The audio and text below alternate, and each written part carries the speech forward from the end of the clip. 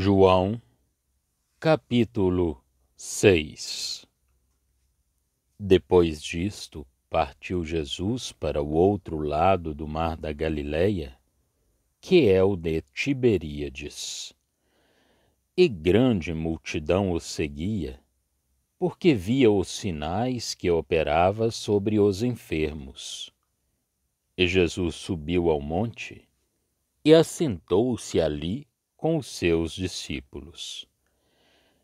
E a Páscoa, a festa dos judeus, estava próxima.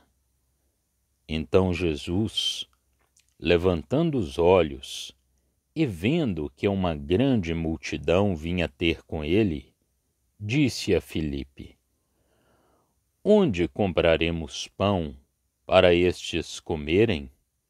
Mas dizia isto para o experimentar, porque ele bem sabia o que havia de fazer. Filipe respondeu-lhe: 200 dinheiros de pão não lhes bastarão, para que cada um deles tome um pouco. E um dos seus discípulos, André, irmão de Simão Pedro, disse-lhe: Está aqui um rapaz que tem 5 pães de cevada e 2 peixinhos. Mas que é isto para tantos? E disse Jesus: Mandai assentar os homens. E havia muita relva naquele lugar. Assentaram-se, pois, os homens, em número de quase 5.000. E Jesus tomou os pães, e, havendo dado graças, repartiu-os pelos discípulos, e os discípulos pelos que estavam assentados, e igualmente também dos peixes quanto eles queriam. E quando estavam saciados, disse aos seus discípulos: Recolhei os pedaços que sobejaram, para que nada se perca. Recolheram-nos, pois, e encheram 12 alcofas de pedaços dos 5 pães de cevada que sobejaram aos que haviam comido.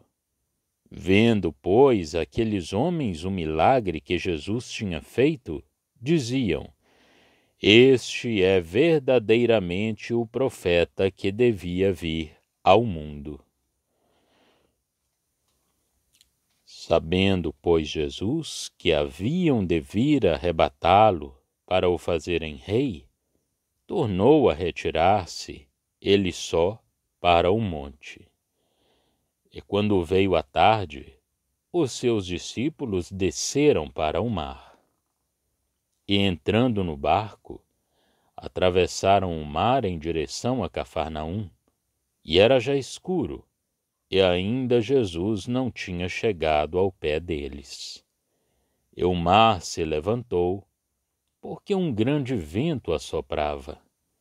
E tendo navegado uns 25 ou 30 estádios, viram a Jesus, andando sobre o mar e aproximando-se do barco, e temeram. Mas ele lhes disse: Sou eu, não temais. Então eles de boa mente o receberam no barco, e logo o barco chegou à terra para onde iam.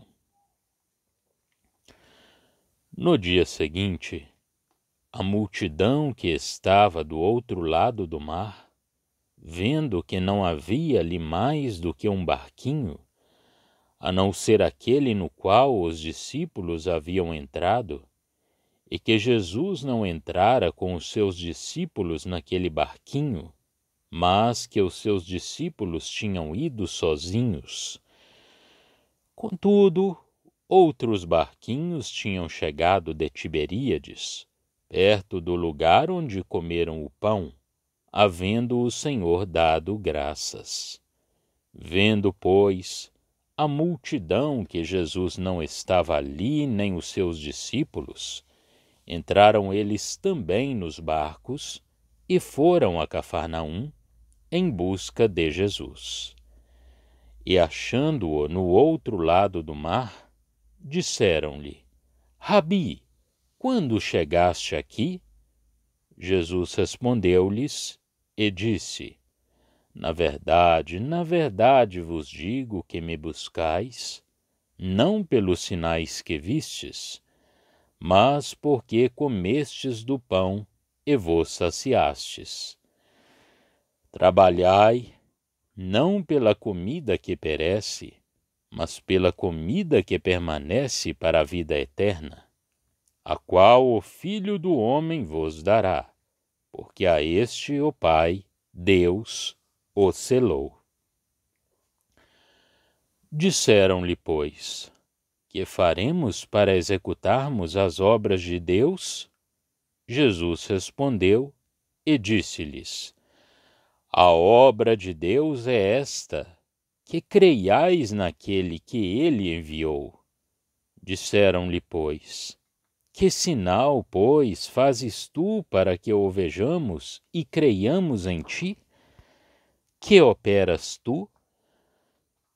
Nossos pais comeram maná no deserto, como está escrito, deu-lhes a comer do pão do céu. Disse-lhes, pois, Jesus: na verdade vos digo, Moisés não vos deu o pão do céu, mas meu Pai vos dá o verdadeiro pão do céu. Porque o pão de Deus é aquele que desce do céu e dá vida ao mundo. Disseram-lhe, pois, Senhor, dá-nos sempre desse pão. E Jesus lhes disse: eu sou o pão da vida. Aquele que vem a mim não terá fome, e quem crê em mim nunca terá sede. Mas já vos disse que também vós me vistes e contudo não credes. Todo o que o Pai me dá virá a mim, e o que vem a mim, de maneira nenhuma o lançarei fora. Porque eu desci do céu, não para fazer a minha vontade, mas a vontade daquele que me enviou. E a vontade do Pai que me enviou é esta, que nenhum de todos aqueles que me deu se perca, mas que o ressuscite no último dia.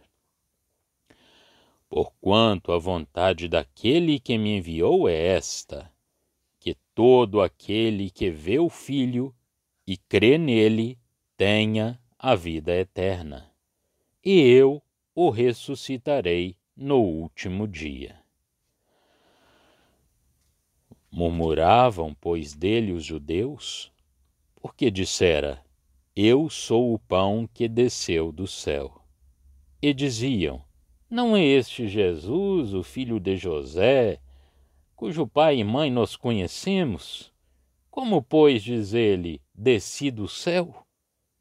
Respondeu, pois, Jesus e disse-lhes: não murmureis entre vós. Ninguém pode vir a mim, se o Pai que me enviou o não trouxer, e eu o ressuscitarei no último dia. Está escrito nos profetas, e serão todos ensinados por Deus. Portanto, todo aquele que do Pai ouviu e aprendeu, vem a mim. Não que alguém vício ao Pai, a não ser aquele que é de Deus, este tem visto ao Pai. Na verdade vos digo, que aquele que crê em mim tem a vida eterna. Eu sou o pão da vida. Vossos pais comeram maná no deserto e morreram. Este é o pão que desce do céu, para que o que dele comer não morra. Eu sou o pão vivo que desceu do céu. Se alguém comer deste pão, viverá para sempre. E o pão que eu der é a minha carne, que eu darei pela vida do mundo. Disputavam, pois, os judeus entre si, dizendo: como nos pode dar este a sua carne a comer? Jesus, pois, lhe disse: na verdade vos digo que, se não comerdes a carne do Filho do Homem, e não beberdes o seu sangue, não tereis vida em vós mesmos. Quem come a minha carne e bebe o meu sangue, tem a vida eterna, e eu o ressuscitarei no último dia. Porque a minha carne verdadeiramente é comida, e o meu sangue verdadeiramente é bebida. Quem come a minha carne e bebe o meu sangue, permanece em mim e eu nele. Assim como o Pai, que vive, me enviou, eu vivo pelo Pai, assim quem de mim se alimenta, também viverá por mim. Este é o pão que desceu do céu. Não é o caso de vossos pais, que comeram o maná e morreram. Quem comer este pão, viverá para sempre. Ele disse estas coisas na sinagoga, ensinando em Cafarnaum. Muitos, pois, dos seus discípulos, ouvindo isto, disseram: Duro é este discurso, quem o pode ouvir? Sabendo, pois, Jesus em si mesmo que os seus discípulos murmuravam disto, disse-lhes: Isto escandaliza-vos? Que seria, pois, se visseis subir o Filho do Homem para onde primeiro estava? O Espírito é o que vivifica, a carne para nada aproveita. As palavras que eu vos disse são espírito e vida. Mas há alguns de vós que não creem, porque bem sabia Jesus, desde o princípio, quem eram os que não criam e quem era o que o havia de entregar. E dizia: Por isso eu vos disse que ninguém pode vir a mim, se por meu Pai não lhe for concedido. Desde então muitos dos seus discípulos tornaram para trás e já não andavam com ele. Então disse Jesus aos 12: Quereis vós também retirar-vos? Respondeu-lhe, pois, Simão Pedro: Senhor, para quem iremos nós? Tu tens as palavras da vida eterna. E nós temos crido e conhecido que tu és o Cristo, o Filho do Deus vivente. Respondeu-lhe Jesus: Não vos escolhi a vós os 12? E um de vós é um diabo. E isto dizia ele de Judas Iscariotes, filho de Simão, porque este o havia de entregar, sendo um dos 12. João, capítulo 6. Este capítulo apresenta-nos o Senhor descido dos céus, humilhado e entregue à morte. Não como Filho de Deus, um com o Pai, fonte de vida, mas como aquele que, sendo eterno e ao mesmo tempo profeta e rei, tomará o caráter de vítima e o de sacerdote no céu. Pão da vida na sua encarnação. Muito, ele será o verdadeiro alimento do crente, e de novo elevado ao céu, o objeto vivo da sua fé. Mas o Senhor só refere este último ponto. A doutrina deste capítulo está sobretudo contida no que acabamos de dizer.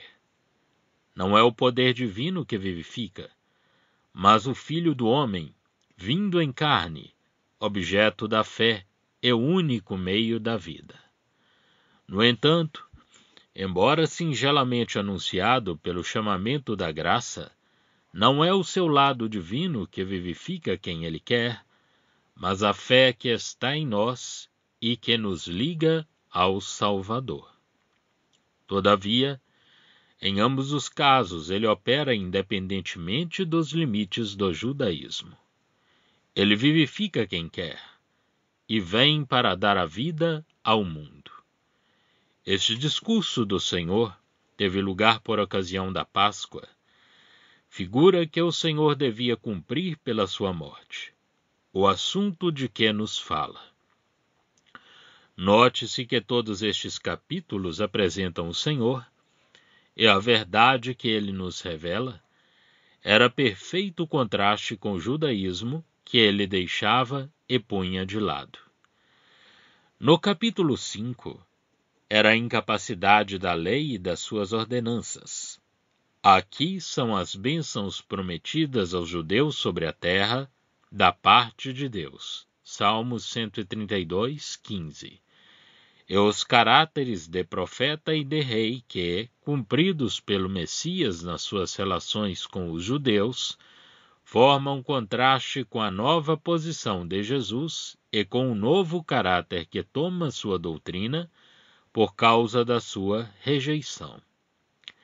É este contraste que caracteriza todos os distintos assuntos deste Evangelho. Examinemos agora este capítulo. Em primeiro lugar, Jesus provê as necessidades do povo, segundo a bênção prometida no Salmo 132, e que o próprio Deus devia cumprir.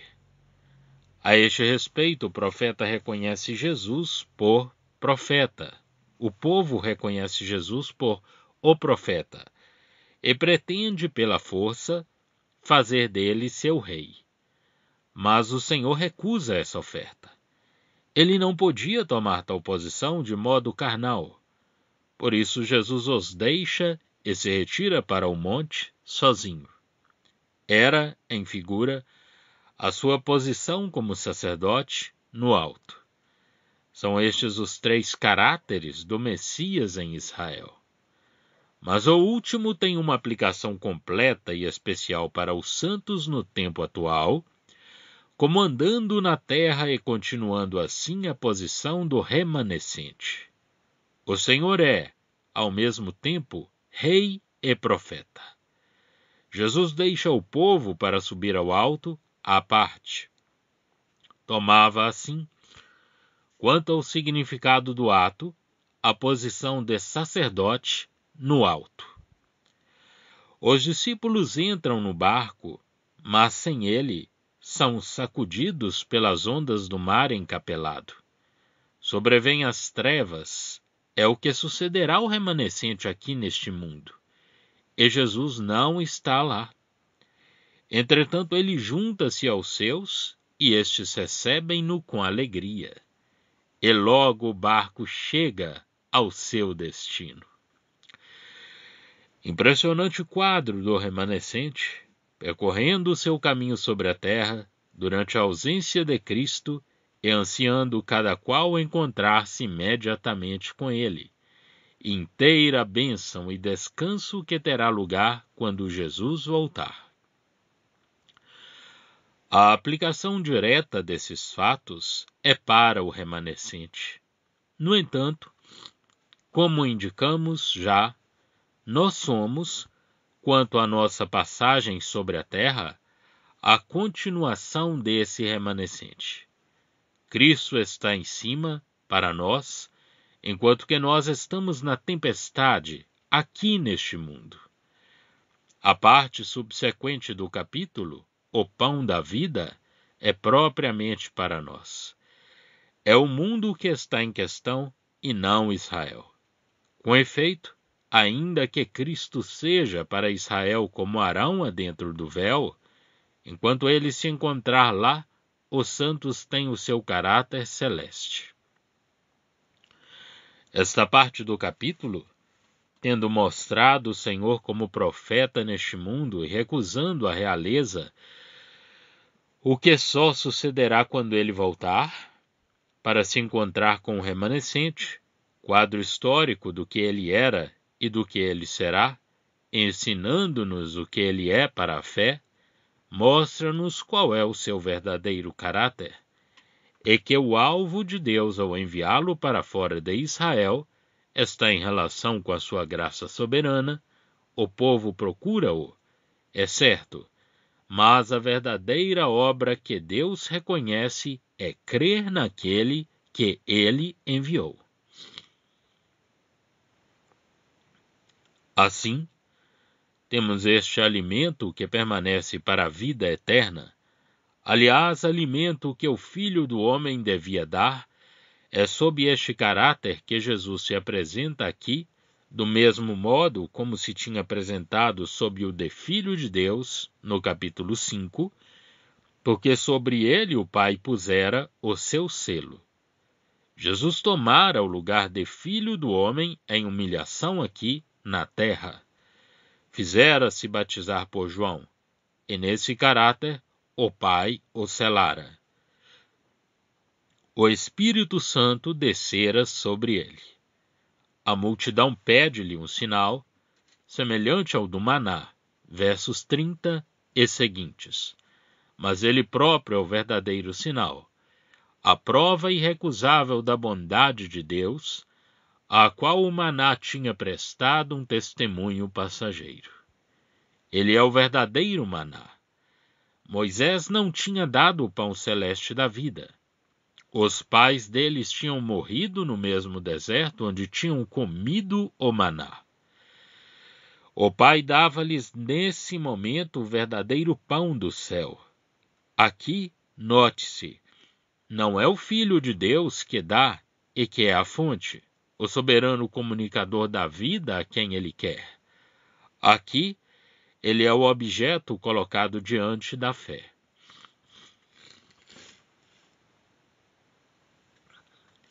Aquele que nós comemos, de quem nos alimentamos, era quem encontramos a vida, de quem vivemos, de sorte que nunca mais teremos fome. Mas as multidões não creem nele.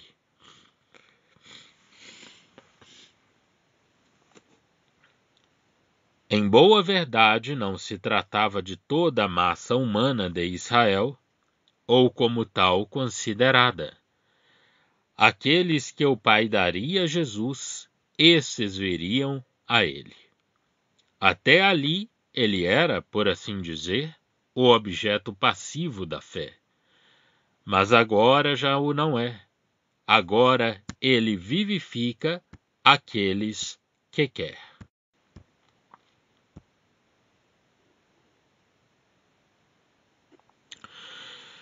Está lá para receber todos aqueles que o Pai lhe enviar. Aliás, fosse quem fosse o que viesse, de maneira nenhuma ele o lançaria fora. Inimigo, gentil ou zombador, nenhum teria vindo a ele, se o Pai o não tivesse enviado.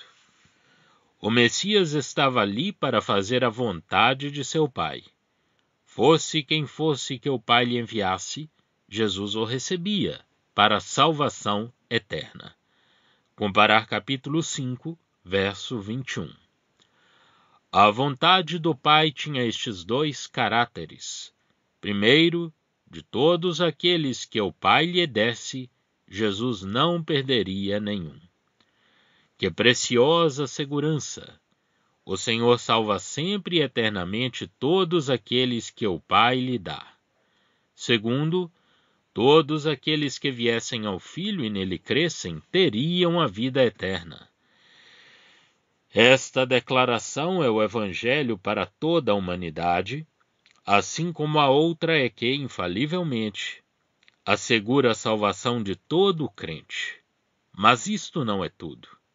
Não se tratava do cumprimento na terra das promessas feitas aos judeus, mas sim de ser ressuscitado de entre os mortos, de ter uma parte na vida eterna no último dia, em ressurreição.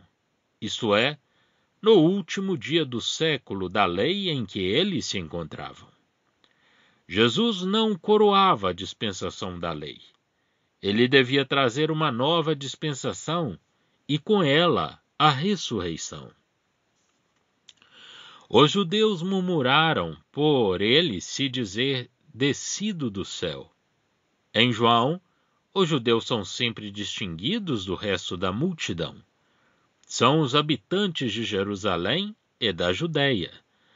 Talvez facilitasse mais a compreensão deste evangelho se dissesse, em lugar de judeus, os da Judéia, pois é este o seu verdadeiro significado. O Senhor responde, declarando que a dificuldade que eles têm acerca da sua descida do céu se compreendia facilmente. Ninguém pode vir a mim se o Pai que me enviou o não trouxer. Era a graça que produzia este efeito. Ser ou não judeu, nenhuma diferença fazia.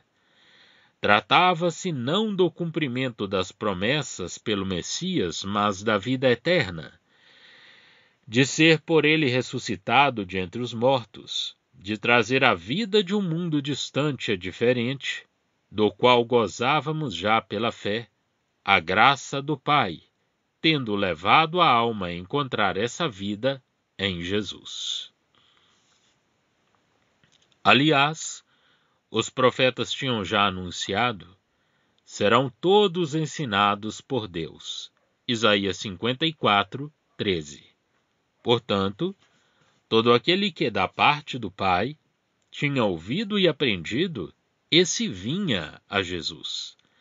Não que alguém tivesse visto ao Pai, exceto aquele que vinha de Deus. Ele, Jesus, tinha visto o Pai. E todo aquele que cresce nele estava já de posse da vida eterna. Porque Jesus era o pão descido do céu, a fim de que, quem comesse desse pão, não perecesse eternamente. Versos 43 a 48.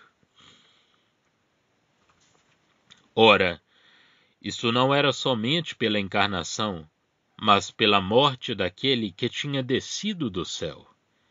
Ele daria sua vida. O seu sangue seria tirado daquele corpo que ele tinha tomado.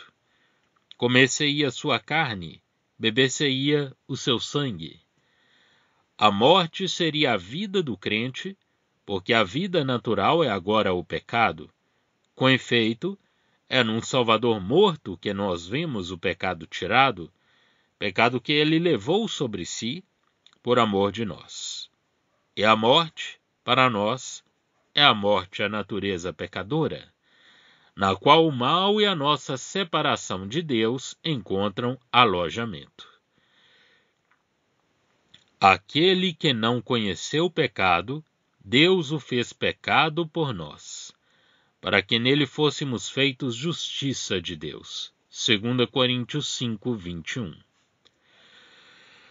Pela morte que o pecado tinha introduzido, estamos livres do pecado, que se ligava à vida que nele encontrava o seu fim.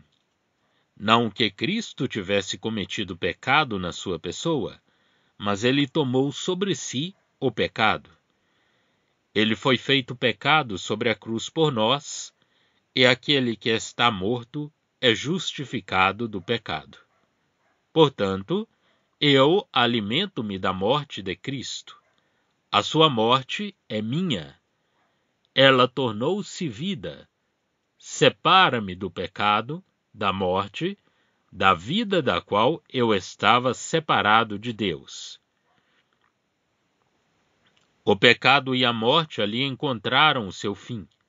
Ligaram-se à minha vida, mas Cristo em graça os tomou sobre si e deu a sua carne pela vida do mundo.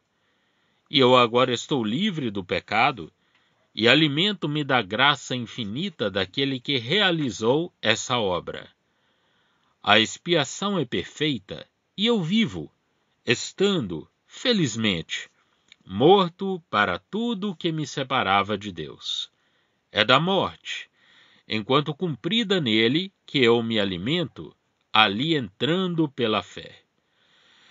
Cristo teve de viver como homem, a fim de morrer, e ele deu a sua vida por mim. A sua morte é eficaz, o seu amor é infinito, e a expiação total, absoluta, perfeita. O que estava entre mim e Deus, separando-nos, já não existe, porque Cristo morreu por mim, e tudo isso passou com a sua vida neste mundo, tal como ele a tinha antes de expirar na cruz. A morte não podia detê-lo. Para realizar esta obra, ele devia ter um poder de vida divina que a morte não podia atingir. Mas não é esta a verdade que constitui o objeto do ensino deste capítulo, embora tudo aí esteja implícito. Falando às multidões, o Senhor, reprovando-lhes a incredulidade, apresenta-se, vindo em carne, como sendo ele próprio o objeto da fé delas nesse momento. Versos 32 a 35. Aos judeus, expondo-lhes a doutrina, repete que ele é o pão vivo descido do céu, do qual se um homem comer viverá para sempre. Mas é preciso compreender, ao mesmo tempo, que não se podia parar ali. Era indispensável receber a sua morte. Jesus não diz, aquele que me come, mas sim que era preciso comer a sua carne e beber o seu sangue. Era preciso entrar plenamente no pensamento, na realidade da sua morte. Ele fala que era necessário receber um Messias, não vivo, mas morto para o homem, morto diante de Deus. Não subsiste agora como um Cristo morto, mas é necessário reconhecer a sua morte, vivê-la, alimentar-se dela, tomar o nosso lugar diante de Deus, participando nela pela fé, sem o que não há vida em nós. Esta verdade é de grande importância no que concerne à questão dos sacramentos. A escola Puseite declara que os sacramentos são a continuação da encarnação.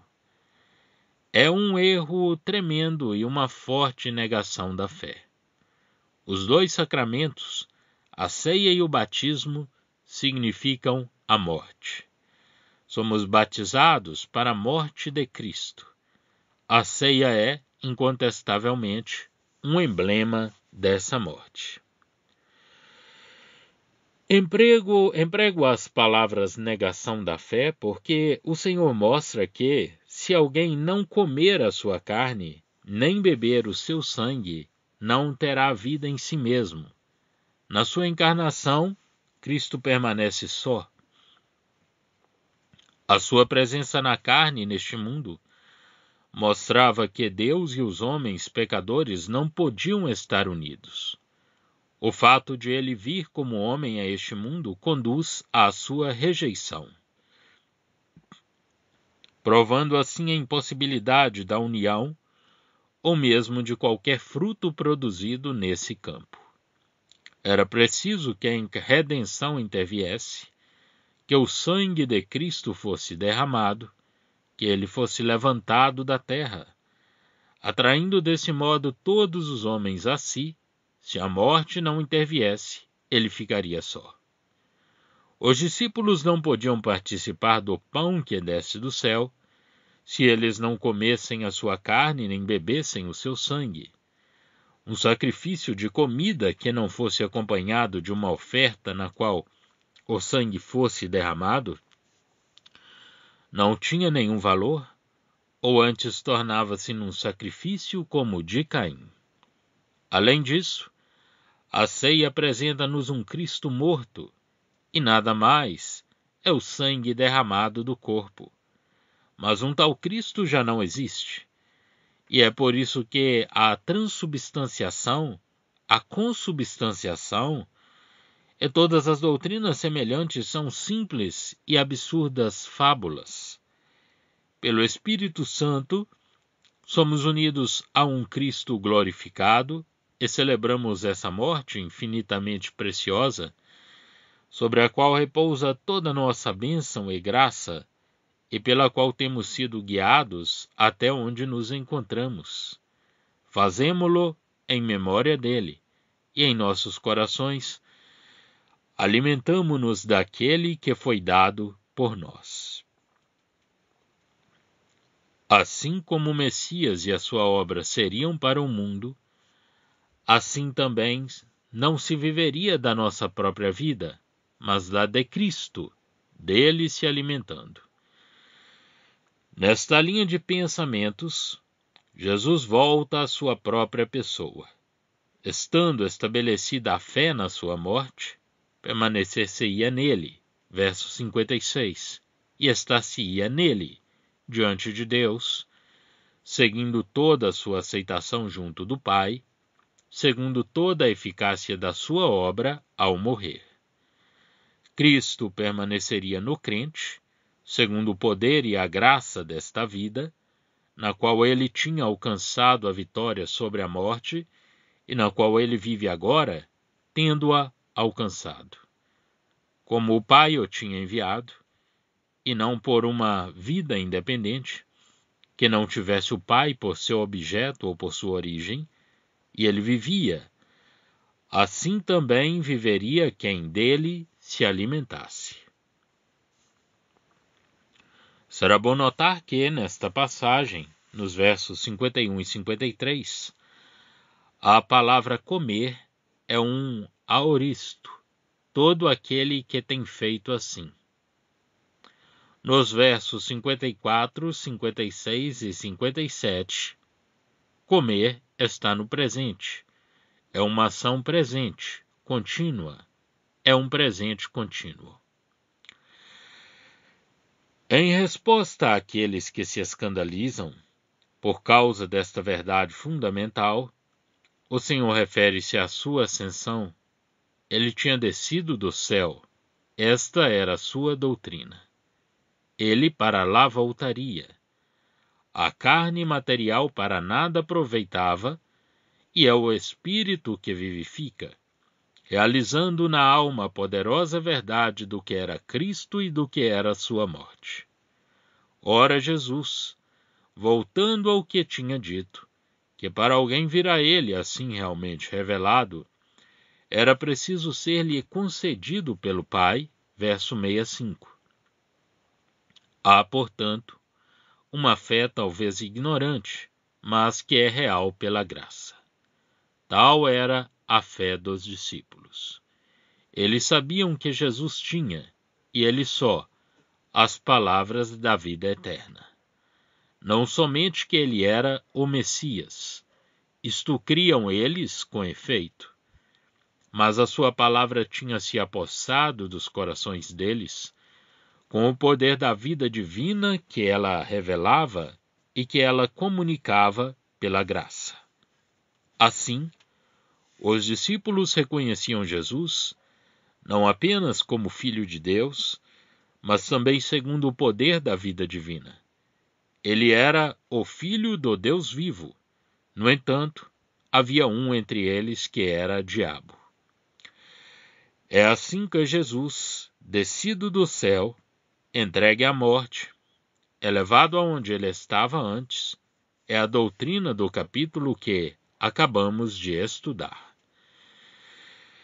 Descido, entregue à morte, ele é o alimento da fé durante a sua ausência em cima, porque é da sua morte que nos alimentamos, para permanecermos espiritualmente nele e para que ele permaneça. Já estão disponíveis para leitura os comentários do Novo Testamento e do Antigo Testamento de João Nelson Darby. Estão nos formatos de livro, e-book, também aplicativo para o celular Android. Visite o nosso site www.palavrasdoevangelho.com.